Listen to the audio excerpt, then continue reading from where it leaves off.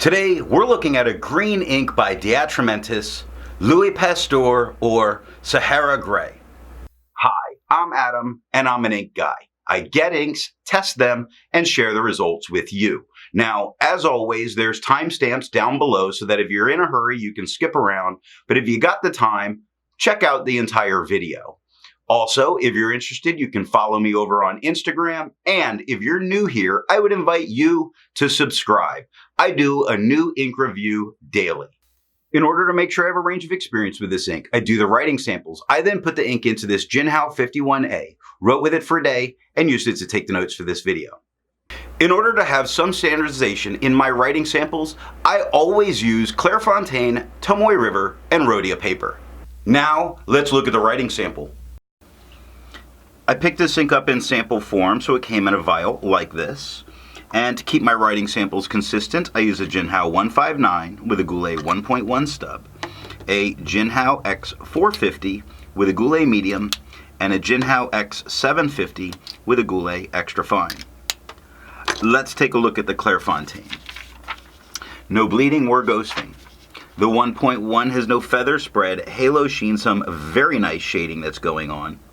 The extra fine is a little bit lighter than the stub with no feather spread, halo sheen, some very nice shading once again, 11 seconds to dry. Medium is the same tone as the extra fine with no feather spread, halo sheen, still very good shading, 17 seconds to dry. The scrubby for both do show us color variation left to right, and we get it in the writing. Tomoe River. No bleeding, light Tomoe River ghosting. The 1.1 is no feather spread, halo sheen, some very nice shading that's happening. Extra fine is a little bit lighter than the stub with no feather spread, halo sheen, still very nice shading, and 15 seconds to dry. Medium is a little darker than the extra fine, probably about the same tone as the stub. With no feather spread, halo sheen, still very good shading. I normally don't get a ton of shading on Tomoe River. 24 seconds to dry. The scrubby for both do show color variation, and we do get it in the writing. And Rhodia. No bleeding, no ghosting. The 1.1, no feather spread, halo sheen, beautiful shading.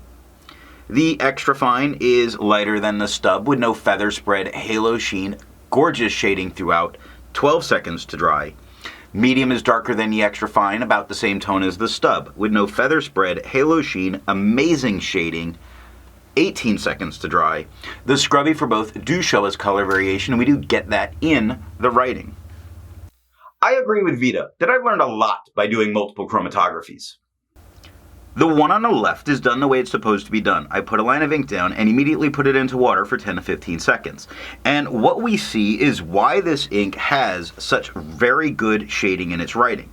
We see that there is a dark green at the bottom that's pushing its way up to a very kind of fluorescent green. You see those streaks of it left behind.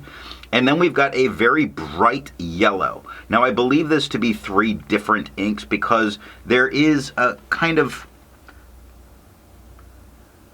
there's a very noticeable difference between the two, and it was a question of, was the different green from the blending of yellow? Well, I don't think so. When we look at the one on the right that was allowed to dry for 10 minutes, we see that dark green has very much stayed down. It's kind of a green-gray. And then we see a very light green that's pushed its way up, and we see streaks of it being brighter. And then we get a whole bunch of that yellow left behind, just as it was in the first one. But I believe this depth is because it's 2 greens and a yellow. Resistance tests are done to see how well this ink can be expected to perform on the page, and more importantly, how hard it might be to clean from your pen. I let the smear dry for 3 days before testing it. Looking at the highlighter, I would not use this in a note-taking situation because of what's going on with the lowercase h. The amount of blowout that's occurring, that letter's frequently been my indicator of what I would want to do. I just don't want to lose important things in my notes. Now water's lifting only the yellow and the 1 green off, but it's leaving that gray leaning green absolutely in place. Pen flush did nothing that water didn't do. However, on my pen, pen flush did get it completely out of my pen. So there's that. 1/3 bleach solution absolutely removed it from the page. Interestingly, it left a peach color around the outside from the immediate activation from that bleach. That was just an interesting byproduct color. I test the viscosity or flow using a tilt test, which I'm going to link the video showing how I do that. For the inks I've tested, I have found an average viscosity of 2.5, with the realm of normal being from 2.1 to 2.9. The Atramentis Sahara Gray has a viscosity of 2.17, making it normal. To find my average dry times, I use my writing samples done on Clairfontaine, Tomoe River, and Rhodia paper. I average those, and for the inks I've tested, I found an average dry time of 17 seconds, with a realm of normal being from 13 to 21 seconds. The Atramentis Sahara Gray has an average dry time of 16 seconds, making it still normal. Instead of finding inks that look like the Atramentis Sahara Gray, I would prefer to find an ink that complements its color on the page. I went for a nice brown, and I chose Private Reserve's Chocolate. The second writing sample is done on Life, Apica CD, and Franklin Christoph paper. Here we're looking at Life paper. Now we get no bleeding and no ghosting. The 1.1 has no feather spread halo sheen. It has spots of shading, not as much shading as we've seen some of the other papers. Extra fine is a little lighter than the stub with no feather spread, halo sheen, some nice shading throughout the writing, more than we're getting in the stub, with 9 seconds to dry. Medium is darker than the extra fine, about the same tone as the stub, with no feather spread, halo sheen, very nice shading throughout here. 13 seconds to dry. Scrubby for both show us color variation, and we get it in the writing. Fantastic. How about Apica CD notebooks? Well, no bleeding, no ghosting.